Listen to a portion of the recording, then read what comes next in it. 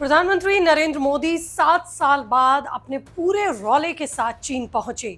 Japan से चीन तक प्रधानमंत्री के दौरे पर जहां देश के ही भीतर विरोधियों की नजरें टिकी हैं, वहीं अमेरिका में भी हड़कंप मचा हुआ है।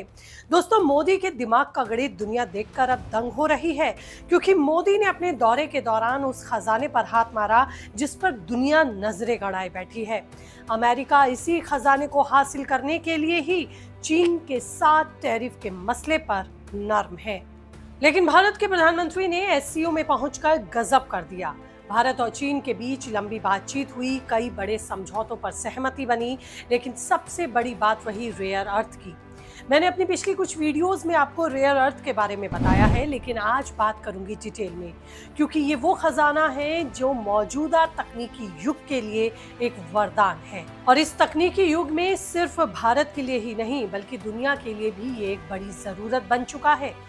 ये भारत को कैसे वैश्विक ताकत बना सकता है, आपके लिए भी जानना ये जरूरी है। देखिए, इसमें जापान और दक्षिण कोरिया भारत का साथ दे रहे हैं, और अब चीन के साथ बातचीत ने कहानी को पूरी तरह पलट दिया है, क्योंकि इस खजाने पर सिर्फ चीन का ही दुनिया भर में सबसे ज्यादा कब्जा है।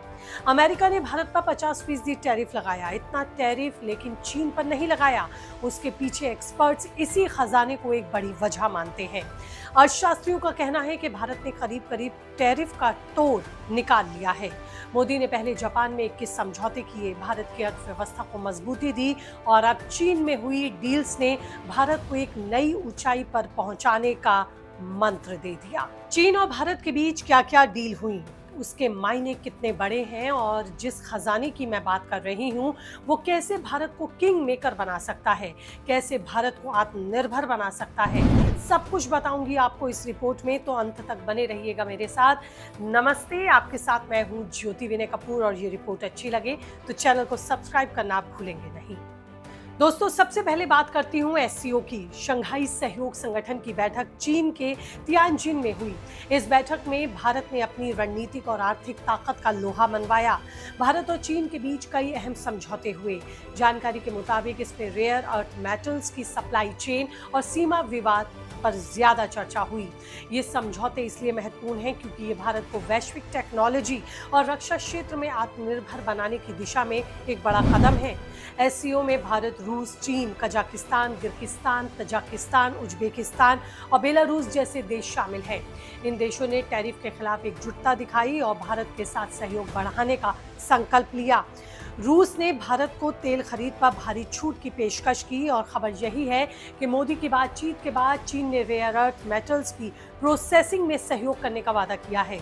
ये बात अमेरिका के लिए मुश्किल खड़ी कर देने वाली हो सकती है, क्योंकि अमेरिकी भी चीन से ही रेयर अर्थ चाहते हैं।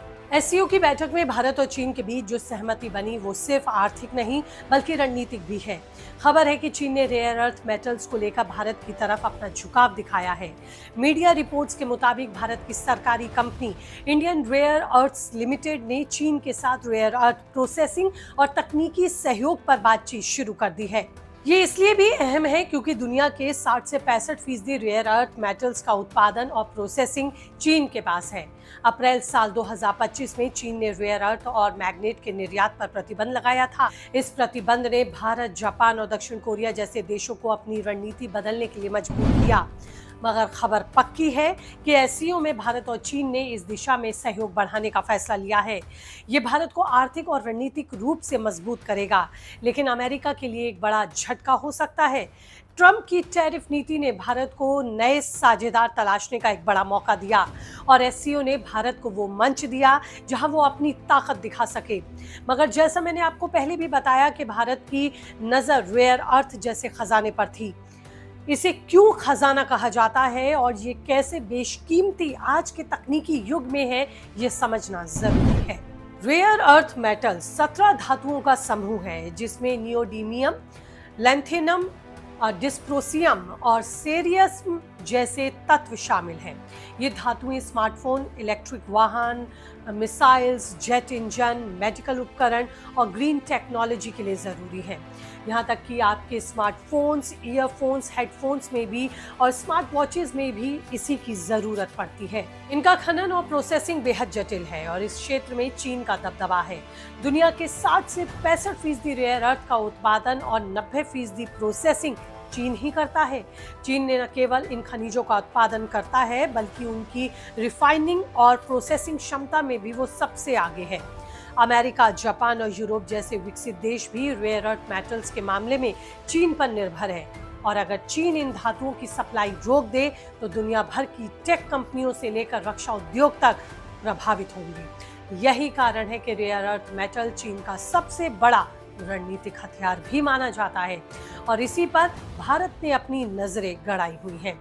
हाल ही के दिनों में भारत ने रूस और चीन दोनों ही देशों के साथ अपने रिश्तों को बेहद मजबूती दी। एक्सपर्ट्स कह रहे हैं कि अगर सच में दोनों देश भारत के साथ खड़े हुए तो रेयर अर्थ की दुनिया में भारत नया खिलाड़ी साबित होगा, जिसमें टेक्निक ट्रांसफर और एक तरह से ज्वाइंट इन्वेस्टिगेशन शामिल है।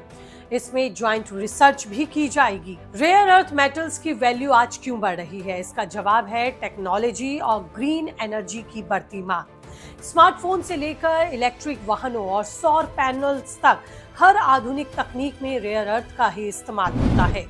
उदाहरण के लिए एक इलेक्ट्रिक कार की बैटरी में 1 किलो नियोडिमियम और 10 से 15 किलो लेंथेनम की जरूरत होती है। मिसाइल और ड्रोन जैसे रक्षा उपकरणों में भी डिस्प्रोसेसियम जैसे तत्व जरूरी हैं। रेयर अर्थ मार्केट साल 2030 तक इसके 30 अरब डॉलर तक पहुंचने की उम्मीद है, लेकिन चीन के निर्यात प्रतिबंध ने इस मार्केट में खलबली मचा दी और भारत के लिए भी परेशानी बढ़ाई।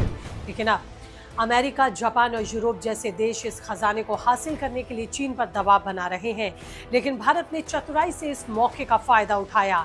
एससीओ में चीन के साथ हुई बातचीत के बाद भारत को रेयर अर्थ प्रोसेसिंग की टेक्निक मिल सकती है, जिससे भारत की निर्भरता कम होगी। अब सवाल ये है कि जापान और दक्षिण कोरिया भारत की कैसे मदद कर रहे हैं। भारत की सरकारी कंपनी जापान और दक्षिण कोरिया से रेयर अर्थ प्रोसेसिंग टेक्नोलॉजी लाने की कोशिश कर रही है। और समझिए कि रेयर अर्थ का इस्तेमाल कहां और कैसे होगा।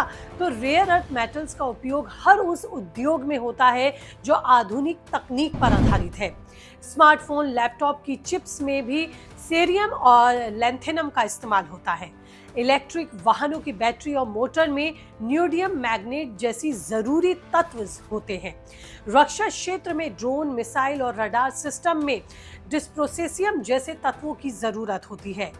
ग्रीन एनर्जी में सौर पैनल और विंड टर्बाइन्स में भी रेयर अर्थ का इस्तेमाल होता है। वहीं भारत में रेयर अर्थ की मांग तेजी से बढ़ी है, क्योंकि मेक इन इंडिया और आत्मनिर्भर भारत अभियान के तहत इलेक्ट्रिक वाहन, सेमीकंडक्टर और रक्षा उद्योग को बढ़ावा दिया जा रहा है, जिसके लिए हमें रेयर अर्थ जरूरी है। और अब प्रधानमंत्री ने इसी दिशा में अपना कदम बढ़ा दिया है। वहीं भारत अब अर्जेंटीना, ऑस्ट्रेलिया, मलावी, म्यांमार में भी रेयर अर्थ खनन के लिए अवसर तलाश रहा है, ताकि अपनी सप्लाई चेन को मजबूत कर सके। ये रणनीति भारत को वैश्विक रेयर अर्थ मार्केट में एक बड़ा खिलाड़ी बना सकती है। भारत अगर रेयर अर्थ प्रोसेसिंग में आत्मनिर्भर बनता है तो आने वाला कल हमारा होगा। चीन तो पहले से ही इस पर राज करता है, मगर भारत जिस तरह से इसको लेकर गंभीर है, एक्सपर्ट्स मान रहे हैं कि भारत का दबदबा भी इस खजाने पर अब बढ़ेगा। तो दोस्तों, ये है वो खजाना जिस पर मोदी ने हाथ मारा है। रेयर अर्थ मेटल्स भारत को टेक्नोलॉजी, रक्षा और ग्रीन एनर्जी में आत्मनिर्भर बनाने में मददगार होगा। जापान और दक्षिण कोरिया की तकनीक मदद और अब चीन का सहयोग भारत को इस दौड़ में आगे ला सकता है।